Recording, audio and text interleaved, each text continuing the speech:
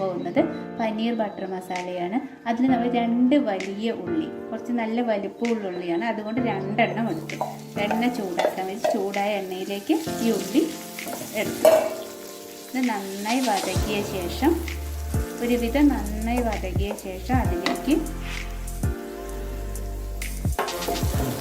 ഇത് ഒരുവിധം വഴറ്റിയ ശേഷം അതിലേക്ക് 2-3 ഇല്ലി വെളുത്തുള്ളിയും 2-3 ഇഞ്ചി പീസ് ഇടുക.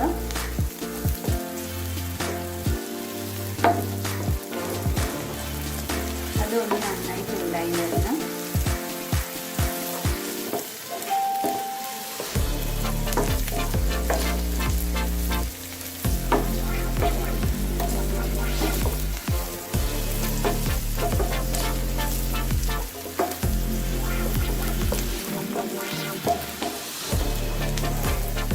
ഇതിലേക്ക് ഒരു 3 തക്കാളിയാണ് മുറിച്ച് വെച്ചിരിക്കുന്നത്, അതും ചേർത്ത് കൊടുക്കാം.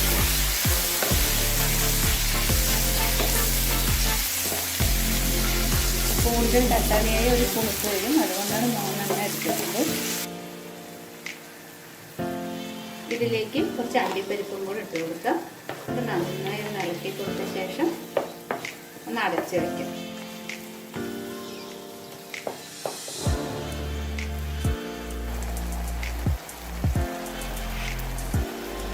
ഇത് നമ്മുടെ നന്നായിട്ട് ഒന്ന് വേവെത്തിയിട്ടുണ്ട്. അപ്പോൾ നമുക്കിനി ഇത് ആറാൻ വയ്ക്കാം. ആറിയ ശേഷം മിക്സിയിലൊന്ന് അരച്ചെടുക്കണം. ഇതൊന്ന് ആറാൻ വയ്ക്കാം. പനീർ ബട്ടർ മസാല തയ്യാറാക്കുന്നതിനായി ഇതിലേക്ക് 1 സ്പൂൺ ബട്ടർ,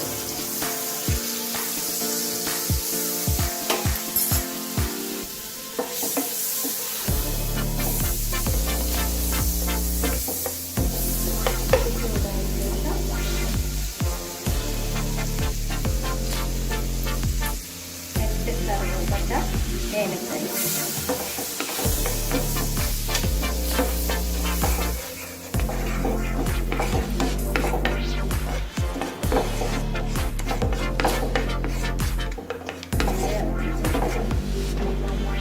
ഇതിലേക്ക് നമ്മൾ അരച്ച് വെച്ചിരിക്കുന്ന ആ മിക്സ് ഒന്ന് ചേർത്ത് കൊടുക്കാം.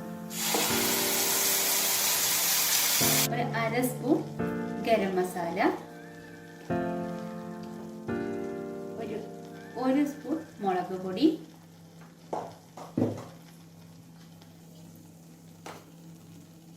ആവശ്യത്തിന് ഉപ്പും ചേർത്ത് കൊടുക്കാം.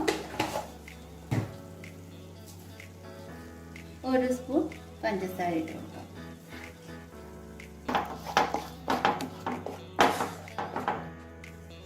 ഇതൊന്ന് നന്നായി ഇളക്കി കൊടുക്കാം.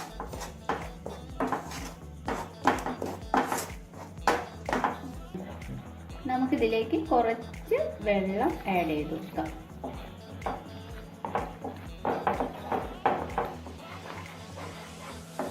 ഇത് നന്നായി ഒന്ന് തിളച്ച ശേഷം ഇതിലേക്ക് നമുക്ക് പനീർ ആഡ് ചെയ്ത് കൊടുക്കാം.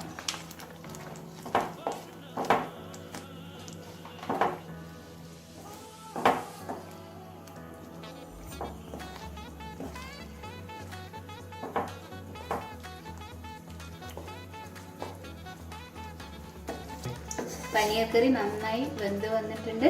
ഇതിലേക്ക് നമുക്ക് കസ്തൂരി മേത്തി ചേർത്ത് കൊടുക്കാം. 1 സ്പൂൺ കസ്തൂരി മേത്തി ചേർത്ത് കൊടുത്തു.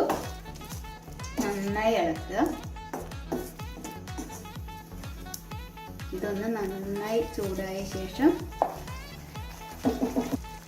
ഇതിലേക്ക് നമ്മൾ വിപ്പ് ക്രീം ആഡ് ചെയ്തിട്ടുണ്ട്. എന്നാലേ നമുക്ക് ഹോട്ടലിൽ കിട്ടുന്ന അത് ടേസ്റ്റ് വരുള്ളൂ. അതുകൊണ്ടാണ് ഇതതിലേക്ക് ഒഴിച്ചു കൊടുക്കുന്നത്.